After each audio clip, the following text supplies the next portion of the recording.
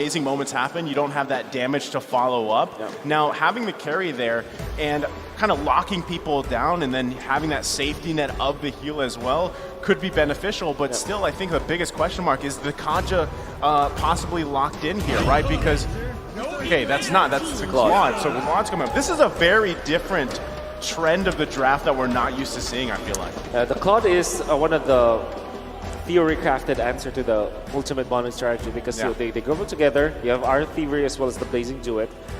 Then again, the presence of the Benedetta kind of makes it difficult because you have ways to kind of bring back the damage, and also you have access to the backlines. Not just the Benedetta, but also the carry, right? Claude really struggles up against the carry in this lane matchup. So picking up that Claude is a bit risky. Yeah.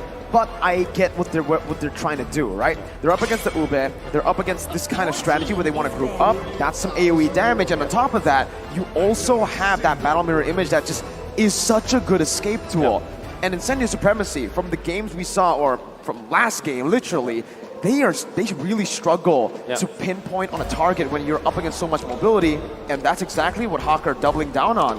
Joy, Grok, Mobility. Claude. Mobility. Mobility. Yeah.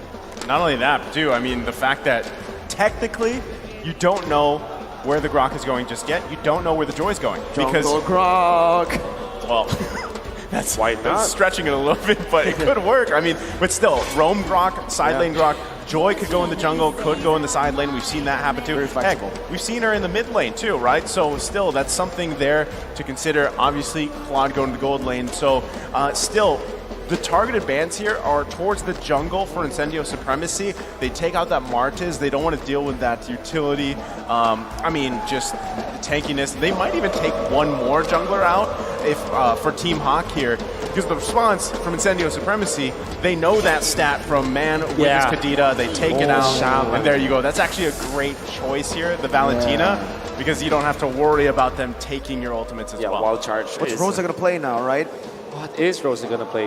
Yeah, still have the Savior, perhaps. Oh, man, up against that dive? Yeah, but the dive is just way too good. Maybe a Lilia, perhaps, if they are allowed to. But, you know, Team.Haq can just snatch that away if they... that actually fits their composition, too. So, they're... Incendio Supremacy in a very bad spot. Eudora going to be banned out. One of the heroes that Team.Haq actually played, too. Interesting. It's one of the pocket strategies or pocket picks for Man in the mid lane. Now it's time for Team.Haq to go for pick, and I honestly think at this point they need a mid laner, right? Do they want to go for something like the Lunox and take it away? No, they go for something like a Faramis. Yeah. So you mentioned Lilia. I personally like the Lunox here for Incendio Supremacy. Up against so much mobility, you need someone to be able to burst them down before they even notice, right? And Lunox has that kind of capability. Lilia, on the other hand, very hard to hit those skill shots with a lot of mobility being placed, a lot of blinks as well, like the Claude. Let's see what they go for here. That's the Lunox pick coming through. Well, what do they pair it up with? You're looking for a jungler. Fredrin still is good. Yeah, they need that. They need that. They need a front liner. Well, Barrett's is also available, so that's also one consideration. Barrett's, Fredrin. That's right. I have a crazy idea. What if they pick up a Leomord, or actually a Balmond? A Balmond? Yeah, but that's very unlikely. Leomord is a choice. No, we haven't seen Balmond. Okay. Yeah, the Barrett's. Solid front line, right? They go for the efficient pick again. Not much risk with this pick. Very good clear. Yeah. Well, an overall good pick. Again, it's still something, you know, utility jungle. You can focus on the objectives. That's what you need to do. Almost probably like the second best choice if Martes is banned out, right? So I guess if you look at Incendio Supremacy specifically, they've got their bases covered. I really do want to see how the Benedetta is utilized as well, if they can kind of just put pressure around the map this time. Maybe it's Incendio Supremacy that's being like, hey, Team.Haq, respond to us this time, right? But even just looking at this, I really am interested. Okay, it's a Diggy. It's Diggy mid. Wait, Diggy roam, Faramis mid, and that's the Grok in the jungle. Yep. No, it's Gary. No, it's Gary. Oh, it's Gary, man. I know you were excited to see it. Come on, but Gary. Do you want to see Gary in a single dash hero, an ultimate for a dash? You don't want to see that. You want to see Waka Gary. Yeah, that's a Gary. Joy. That's a Gary. Joy. Joy is a Gary pick. Well, I mean, we'll have to see. Again, This is a very still weird, unorthodox draft, right? But it's Team.Haq. What can we? This is kind of something you. What's that saying with Malaysian teams? There's a certain saying. You're never sure. You're never sure. Yeah, I was thinking. No, I was thinking of the Tagalog version. But yeah, you're never sure, right? With these Malaysian teams here, but. Again, crucial match here. Their match point for Team.Haq. Incendio Supremacy, even looking at the lineup, they've got great tools again like they did in the previous game, but can they make it work here? Ladies and gentlemen, we're loading up into the land of Dawn. A match point for Team.Haq. Incendio Supremacy looking to extend the series. Who comes out on top? It's gonna be very difficult to find out. You're looking at Incendio Supremacy. It looks like a very difficult lineup to pull up. Yeah. I mean, I'm just talking about like ease of execution here. There's like so many conditions for Incendio Supremacy. If their composition is good, it's really looking good. But when it comes to like the raw damage or execution for Incendio Supremacy, it's definitely more difficult compared to Team.Haq. I agree, right? Incendio Supremacy, looking at their composition, there's a lot that needs to go right, and especially that gold lane, because they're going to really bank on the fact that Sunshine and Rosa can melt down the frontliners from Team.Haq, and the bursters, the divers, technically, Gary, Panda. The way Incendio are playing right now is they're peeling with damage. Yep. I thought you were going to mention the Ghost Bursters, But I feel like Faramis, in a way, isn't as strong as okay. Missed it. Not going to be able to get that, but still, I mean, very reminiscent of the previous game, right? A lot of early action here. The best thing, though, is if no one is able to get that first blood before that first turtle comes out, Wolf, who's got the advantage for that first objective? I think Incendio Supremacy, just because of the fact that they have the Barretts, is very strong in the first few minutes of the game. And when it comes to like turtle fights, you can hold your ground utilizing your Daytona's Welcome. You can still pick up the Retribution when the fighting gets dicey, so you are actually immune to stuns or crowd control during that period. So I guess to answer your question, Incendio Supremacy should take advantage of that fact. Well, let's see, right? Because early on, you can already see the matchup here. Sunshine is doing it a little bit better than Panda in the gold lane as expected. Because of this, Incendio do have a bit more pressure to play on towards the turtle, with Alien rotating to the mid lane and actually lane swapping with Rosa. Rosa wants to get that level 4 quickly. The turtles reset it, and they're both just going to disengage. Yeah, everybody's got to be pretty much careful here at this point, but across the board, all green lights for everybody. So it really comes down to how they utilize this, especially even with the Time's Journey on Min here. But the poking coming out. Alien with a petrify the final blow. That's a Time Journey, but Min's going to be taken out. First blood over to Incendio Supremacy. Oh, great decision there coming out from Alien. Also able to secure that first kill for himself.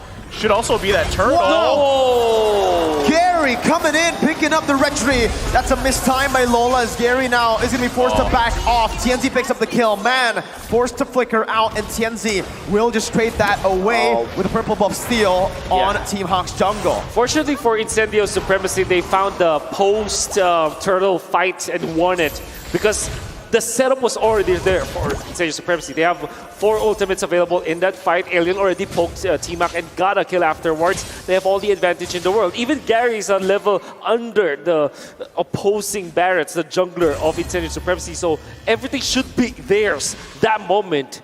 Fortunately for Team.Haq, they got the turtle, but they lost the post-turtle fight. Yeah, I mean, already off to a great start here for Incendio Supremacy. Again, playing around with this lead that they have. And really, I mean, a lot of it too is Sunshine just being able to farm up as well as he can. Now, he had the Corrosion Scythe. He's going to be working on the next item. Yeah. You got to protect Sunshine, allow him to scale up, because right now, a lot of that early damage with Rosa having an early kill here, running that last worship, you know it's going to hurt, right? And Tienzi, like we mentioned in the draft, having this Barrett's pick and just kind of being able to secure an objective with the Daytona's Welcome, being immune to CC, is really going to benefit you here, because with this early lead, you got to continue to compound interest it, build upon it, and transition to mid-game. And the thing is, Incendio, they have the lead whilst also having 2 very late game heroes that needs to scale, right? Remember, Rosa and Sunshine, they're waiting for items, man. Yeah, they're going to be waiting for their major core items. I don't know if Rosa is interested in going for the Lightning Truncheon, but since they are utilizing this Lunox in an Ube setting, we want more of those AoE damage. And of course, Sunshine gonna be waiting for the Wind of Nature before they fight, so that Panda as well as Lola will be nullified by Incendio Supremacy.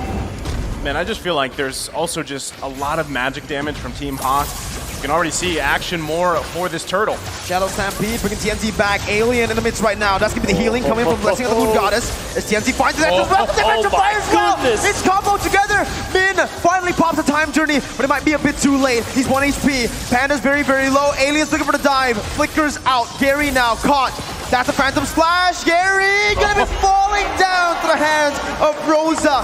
Meanwhile, Sunshine, that was a 4v5 and Incendio won.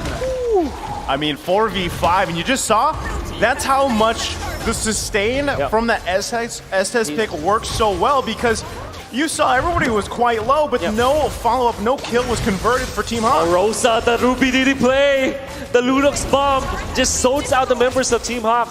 And eventually, Incendio Supremacy are going to be able to take over the map. The aggression is going to be there. It's time for the ultimate bonding experience. Hell, the Turkish delight. You can now taste it. It's how being served to Team Haq. 3.7k gold lead. And we have to talk about the Joy pick now because we mentioned it in the draft. Our team's picking Joy just because Joy's a good pick, because it seems like right now the Joy isn't really working out for Team Haq. The Radiant Armor pickup coming out from the Barrets, which is TNZ. More of a sacrificial role now, going for just tank ability. Allow them to nullify the effect of the Joy. Well, I mean, at least they get a turret here on the top side, right? But Lola having a bad day. Lola is just not, having a good day. 0-2-0 here in this game. Incendio keep on punishing him, but he's under the turret. It's not like he has any counterplay to that right now. Well, Rosa. But deadly, man. I do agree with this. Number 2 in hero damage, as you see, very aggressive plays coming out from Rosa, committing the Lunox bomb against under the turret, and he will not stop. Oh, Sunshine. It's a solo kill, practically. He goes in for the BMI, but will actually just fall to Sunshine. Sunshine still gonna be able to pick up the double under the turret while Rosa is tanking, and Apex is dealing out the heals. Oh, it's very aggressive, combining the two ultimates of the Lunox, and of course the fact that Apex 47 can just heal him up. They're so aggressive right now because they don't get the Phantom Step to clear it out, and this is total dominance from Incendio Supremacy. He's an assassin, he's not a marksman. It's always sunny in the land of Dawn when Sunshine's playing, man, because what a game he's having on this carry already. It's not even at the 8-minute mark here. Next turtle comes up in, what, almost a 6k gold lead. Massive here for Sunshine. And, I mean, it's Incendio Supremacy coming out just swinging, basically, at this point. They know their timings, they know that what they needed to wait for, and now they have total dominance. They will not be defending bottom lane, unfortunately, as Alien is far too late for that. Oh, I say that, though. Joy is not a great pushing hero, unfortunately. Definitely not right. I mean, in terms of damage and team fights too, he hasn't really been able to dish out that much. Panda clearing out the mid lane, getting some pressure back onto the team, but Incendio, with their Benedetta that's ahead 2 levels, they're gonna control the side lanes 100%. Alien with Eye for an Eye, getting out, Gary jumping in, that's the final blow, back to worse Team Haq. Stampede brings him back, but it's all for Lord Alien, oh my god! Almost finds a trade. I mean, that's just how far ahead Incendio Supremacy is. But meanwhile, Alien going, what, 1 versus 4?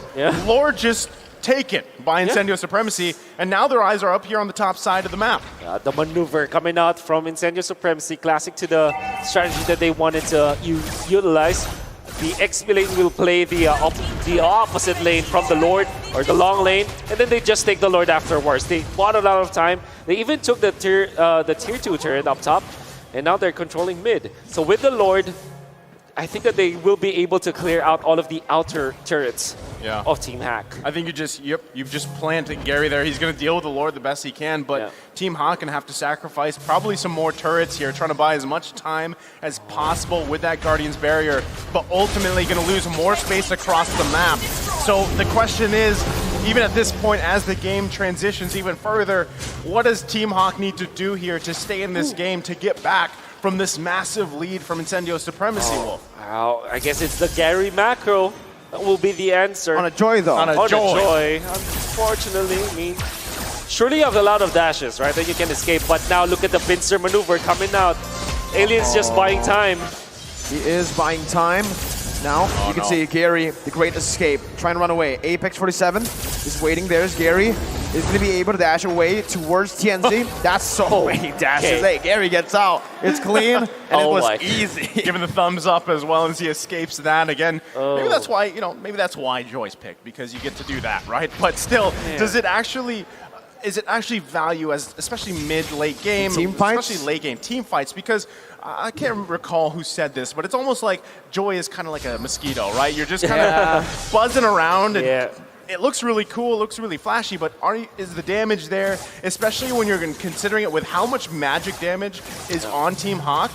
Yes, you have the Genius Wand there, right? You have the Glowing Wand already, but is this enough, Wolf, for them to start to contest these fights? I think that he's more of a shredder. So to answer your question, it will not be enough. But if he transitions to more of a shredder and Panda will be the sweeper, surely that will be enough damage. Combination of magic as well as physical damage in an AoE setting. So that might be what Team.Haq is waiting for. They're waiting for critical mass onto Panda, who is holding on to just the Wind of Nature and Golden Staff. What?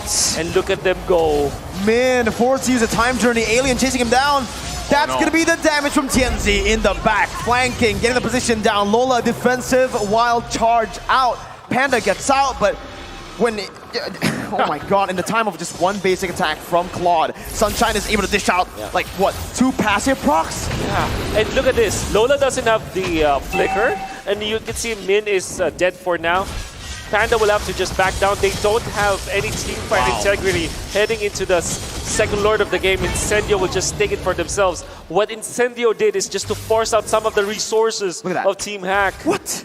Even the Lord was shredded. My goodness. I didn't even see the Lord. He's just gone. I mean, this is a tough situation here, right? Definitely. And you're really wondering, again, was the Diggy the best option with all the available heroes here? And still, you know, at some point, it's really tough for Team.Haq. They're going to have to defend in their base here as that Lord is still marching down the mid lane. And, you know, I guess they can buy themselves more time, and that's what Gary's really trying to do, just keep pressure here in the bottom side. But still, when does Panda get to that point where he is a threat here? It's going to be really tough for them to defend. Gary's too far. 9,000 gold lead 2 with the Lord already in on the base turret. Team.Haq trying to defend right now as that's going to be the top lane base turret taken down. TNZ with a Deathless Welcome, forcing the time journey early. Man, still trying to buy some time. Goes for the Shadow Stampede to zone the other members away. One base turret down. Gary cutting the waves in the mid lane, denying the push from Incendio Supremacy. I'll just be able to push out. So what Gary was able to accomplish is to defend the turret without him being in there. That's the mid lane. However, top lane still falls to Incendio Supremacy, inching to a 9.1k gold lead for now. And all of their heroes have all of the core items that they needed. Very tanky Benedetta, very tanky Barretts, and a lot of sustain. Oh my goodness! Wow! While in the wild charge, he gets melted down by Rosa and Sunshine. Now they're on the base. The Call Altar has been placed, but Gary's going to be able to actually lose all that out. Oh my God, that single target damage is unreal. Incendio targeting base right now. Panda with Wind of Nature. You cannot win of nature, magic, and true damage. Incendio strikes back. My goodness. Very different game here that we saw from Incendio Supremacy. Very strong showing too. I mean, was this the full force of the Turkish Delight, Wolf? It seems like it. We did say, we prescribed it after the first game that they should be answering all of those split pushes that Gary was able to do. It's what they did instead is to put a hero to actually manage a thing that's Benedetta, and then ban out the 2 of the heroes that they cannot